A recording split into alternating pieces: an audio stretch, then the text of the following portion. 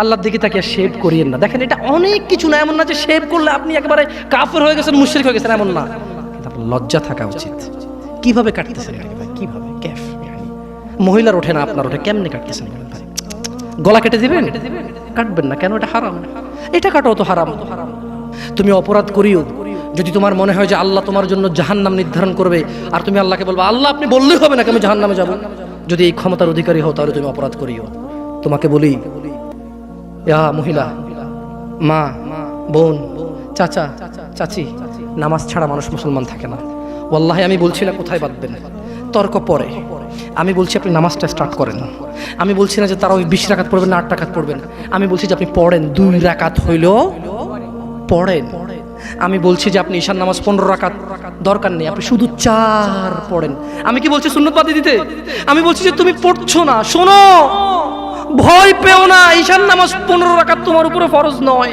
আমি তোমাকে না করছি না 15 রাকাত পড়তে, আমি বলছি যে তুমি নামাজই পড়ো না, 4 পড়ো। এই 4 রাকাত ঈশা না পড়লে তুমি মুসলিম নও, 3 রাকাত মাগরিব না পড়লে তুমি মুসলিম নও, 4 রাকাত আসর না পড়লে তুমি মুসলিম নও। দেখো আমাকে দোষ দিও না, বুখারী খোলো, সালাত অধ্যায়ে যাও, আযান অধ্যায়ে যাও। আল্লাহর নবী বলেছে তারা ওরা কাফির, ওরা মুশরিক, ওদের আর আমি মুহাম্মদুর রাসূলুল্লাহ সাল্লাল্লাহু আলাইহি ওয়াসাল্লামের উম্মতের মধ্যে পার্থক্য হচ্ছে নামাজ। ও সাহাবা, ও উম্মত, তুমি চিনবা মুহাম্মদের উম্মতকে সাল্লাল্লাহু। ও আমার উম্মত, তুমি কি আমার উম্মতকে চিনতে চাও? শোনো, তারা যারা আমার উম্মত না, আর এরা যারা আমার উম্মত। ওটা আমার উম্মত যেটা নামাজ পড়ে না, আমার উম্মত। তুমি আল্লাহর নবীর উম্মত ছাড়া কিভাবে মুসলমান হবা?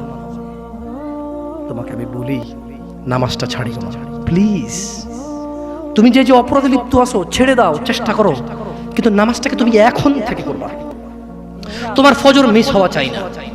তুমি যদি সারা জীবন নামাজ না পড়ো আমার যায় আসে না। তুমি যদি সারা জীবন নামাজ পড়ো আমার কিছু লাভ আছে।